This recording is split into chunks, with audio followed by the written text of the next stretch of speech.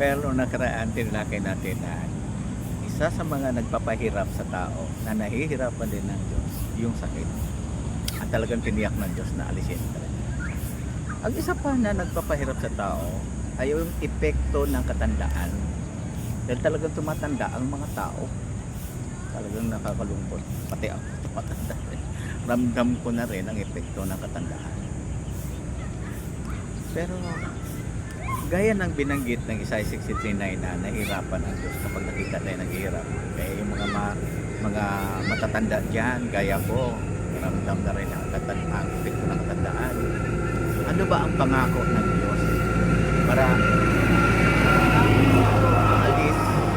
alisin ang paghihirap niya na makita ang mga may edad na pahihirapan ng katandaan? Yan mismo ay binanggit sa Biblia sa Job 33:25. Magandang tandaan nyo ang text ng iyo, lalo na yung mga may edad na.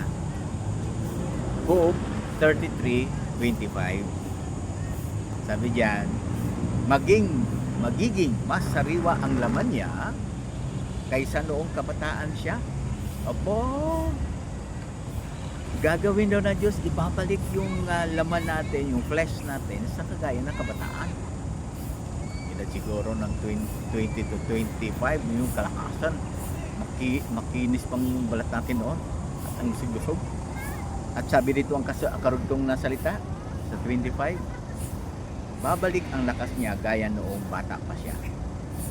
Kaya ibabalik ng Diyos ang kalakasan natin gaya noong bata pa. Ngayon maiinggit na lang tayo sa bata kapag tumakbo, kabilis-bilis at ang mga magagawa nila dahil sa lakas ng kabataan. Babalik daw ng Diyos yan. Mayroon bang sampol talaga na ginawa yan ng Diyos? Talakayin natin yan sa susunod na episode. Pansamantala ngayon, ano yung ating natutuhan? Dahil nahirapan ng Diyos na makikita sa mga may edad na, lalo yung nag-uugod-ugod na o nag-iinda na ng sakit. Oo, ibabalik niya ang lakas at yung kasariwaan ng laman. Kaya gagawin talaga ng Diyos yan. Yan ay sa ilalim uli ng pamamahala ng Mesyas ng Kristo, ng ating Panginoong Hesus, ang itinalagang hari. So isipin, walang sakit, walang pagtanda. Pero tatalakay natin sa sunod na episode. Mayroon bang sampol na ginawa na yan ng Diyos? Titingnan natin yan sa next.